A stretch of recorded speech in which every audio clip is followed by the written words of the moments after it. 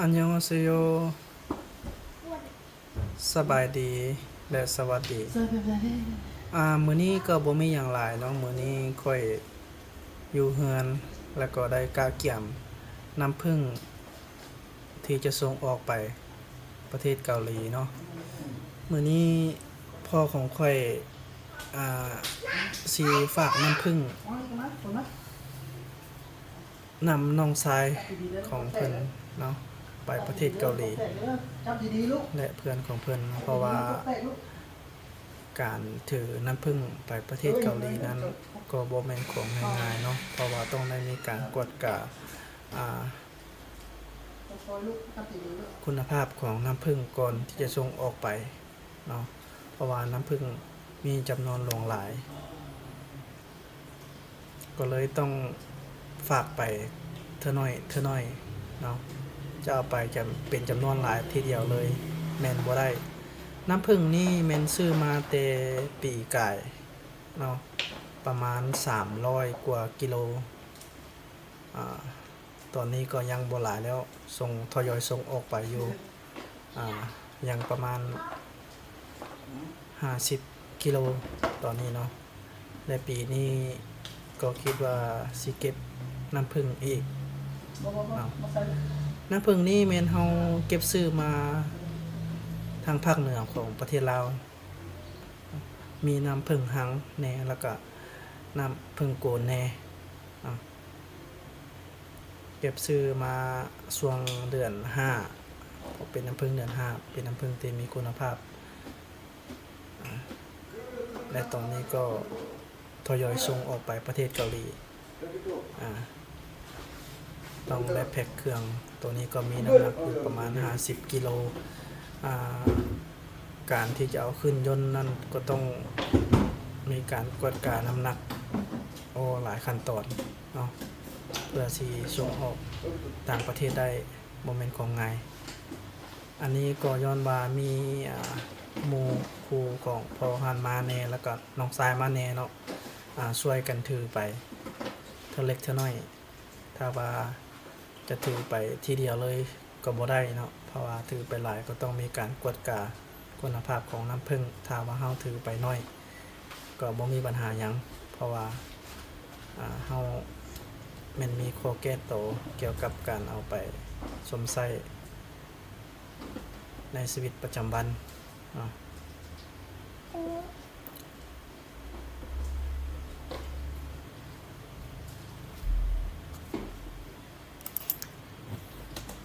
ตอนนี้มีน้ำผึ้งแล้วก็ขีดดำเนาะที่เราพยายามที่จะส่งออกไปประเทศเกาหลีขีดดำเราก็ทดลองปลูกมาก็บ่ได้รับผลดีปานใดเนาะเพราะว่าเราเอาขีดดำไปปลูกทางชายแดนเวียดนามแต่ก็บ่ได้รับผลดีเท่าไหร่เนาะแม่นต้องได้ซื้อมาจากภาคเหนือของประเทศลาวเพราะว่าซื้อนำคนม่งเนาะเขาเจ้าปลูกขิงดำแม่นหัวใหญ่หัวงามดีต้องได้ซื้อมาจากพวกเขา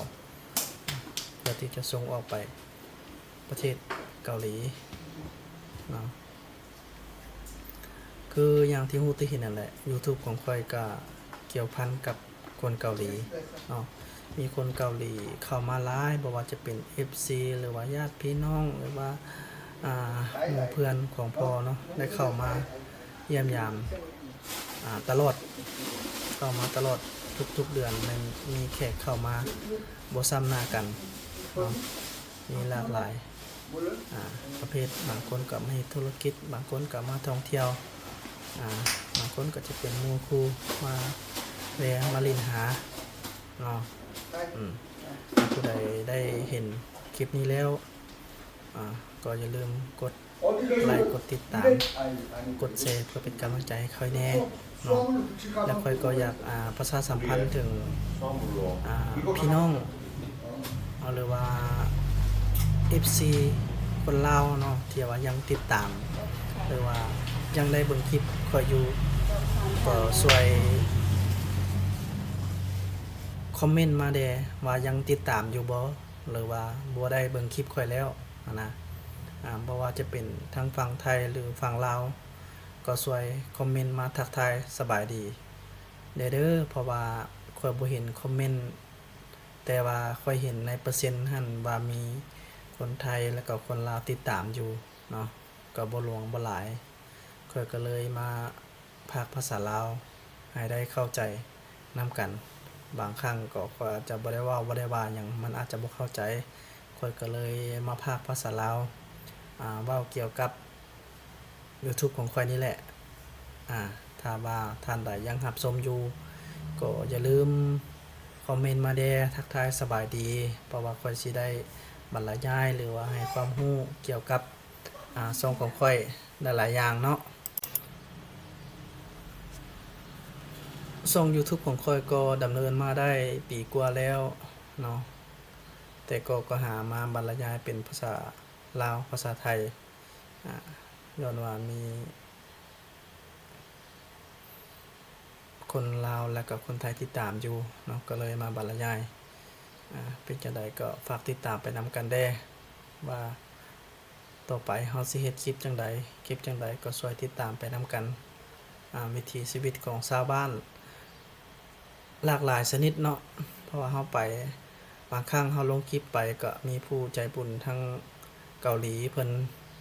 ก็ได้ส่งเงินส่งหยังมาช่วยเหลือผู้ที่ทุกข์ยากเนาะ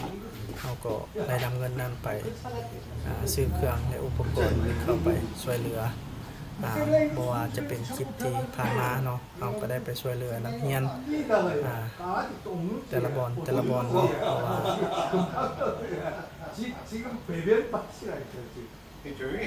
ข้อยก็บ่ได้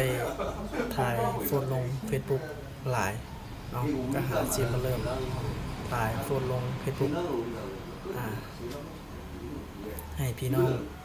แล้วก็หมู่ครูได้เห็นเนาะแล้วก็ช่วยติดตามช่วยกดไลค์กดแชร์ให้ค่อยเพื่อสิได้มีรายได้จาก YouTube นำเพิ่นเนาะเงินในอากาศ